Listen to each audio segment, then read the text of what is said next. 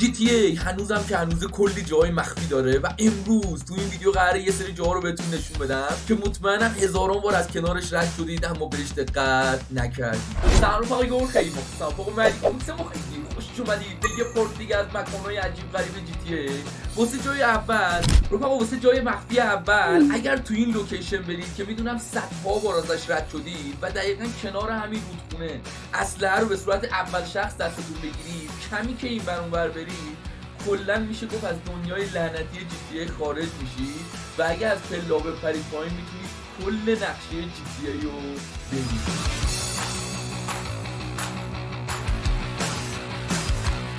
یکی از اصلی ترین خیابونا دم پیدی لس سانتوس، اگر ماشینتون رو دقیقاً تو این لوکیشن قرار بدید و برید بالای سقف یه جامپ کوچیک بزنید میبینید که کامل از این محوطه خارج شدید. اینجا میتونید هر چقدر که میخواید پلیسا هر کسی که میخواید اتک بدید هیچ کی نمیتونه کارتون داشته باشه و دوباره اگر بپرید پایین تمام نقشه رو میتونید با چت طی کنید.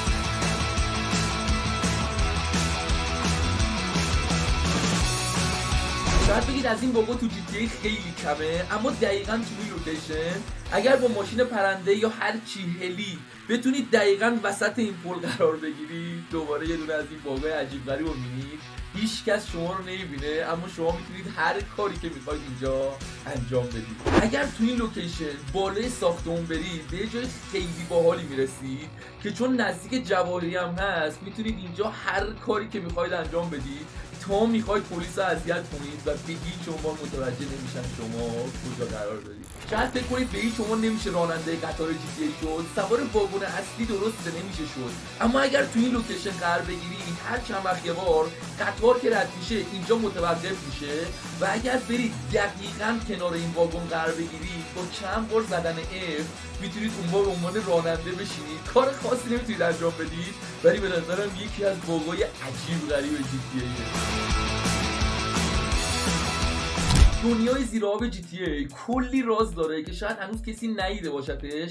حتی توی یه سری از نقاطاش آرمور، پول، اسلحه میتونید پیدا کنید و تو این لوکیشن یه حالت زیردریاییه که حتی داخلش هم میتونید ببینید و اگر علاقه دارید زیر آب و یه ویدیو کامل بسازم و همه رازاشو با هم دیگه بررسی کنیم تو کامنت ها بنویسید زیر آب. زیر آبی باشه. هنوزم که هنوزه این روستای عجیب غریب حرف واسه زدن زیاد داره. اینکه اصلا چرا اینجا جمع شدن، چرا یه سریاشون اصلا لباس نمی‌پوشیدن، البته تو آپدیت‌های جدید کامل اونها رو حذف کردن و چیزی که جالب‌تره دقیقاً زیر همین روستا یه غاری وجود داره که المان‌های عجیب غریب، کله بز که نشانه شیطان، خورشید و یه سری نوشته‌ها داخلش حک شده. میلیتری و ارتش چیزی که شاید خیلی سمتش نریم چون بهمون حمله میکنن، اما اگر بچه‌ها بتونید بیاید داخلش و در وارد بشید تو طبقات مختلف چیزای جالبی وجود داره. کلاس درس، حتی میتونید بچه‌ها با رسیدن به طبقه ششم برید دقیقاً به نقطه‌ای که تمام ارتشو دارن کنترل میکنن و از اون طبقه لعنتی به همه جا نظارت دارن. نکته جالب اتاق آخر که اتاق اصلی ارتشه شیشه های لعنتی ضد بلوله.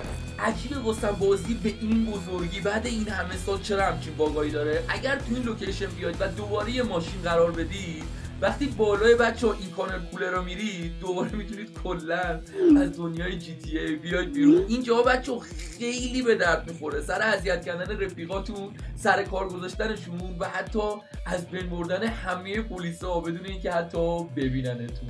شاید تو نگاه اول اینجا پشت بون معمولی باشه، اما اگر تو این لوکیشن روی این پشت بون بیاید این دری که کناره با اینکه اصلا به ظاهرش نمیخوره باز میشه، میتونید برید داخلش از اینجا به بقیه شلیک کنید، اما واسه خروج این در بسته میشه، هیچ راهی ندارید واسه خروج جز مرگ. اونایی که تو GTA عشق ماشینن 100% این لوکیشن رو میشناسن، اما یه ماشین به صورت خیلی عجیب غریبی توی جای تنگ و تاری دقیقاً تو این لوکیشن قرار داده که یکی از خفن‌ترین و گرونترین ماشینای بازی هم هست. واسه جای آخرم که به شدت به درد میخوره، ساختمون نیمه کاری که دقیقاً وسط لس سانتوس قرار داره، اگر بتونید خودتون به بالاش برسونید که به راحتی بدون مودم میشه این کارو کرد و یه جامپ بزنید داخل طبقه پایین، اونجا تا میتونید شرارت کنید و پلیس حتی شما رو نمیبینه که بخواد از بین ببردتون. ولی اینجا راه خروجی نداره به جز اینکه خودتون بخواید خودتون رو بکشید، وگرنه اومدن دست خودتون و برگشتن فقط با من. خب رفقیان، امیدوارم لذت برده باشید. دمتون گرم اگه تا اینجا رو ویدیو دیدید یه لایک مشتی بزنید، به شدت لایکاتون با ارزشه. و اگر از این مدل ویدیوها دوست دارید و رازا، باگا و گلیچ‌های مختلف GTA رو دوست دارید که بدونید، صافی داخل کامنت‌ها بنویسید رازای GTA تا ویدیوی بعد. همتون رو به خدای بزرگ میسپارم. مخلص شما. کات. خیلی مخلصم.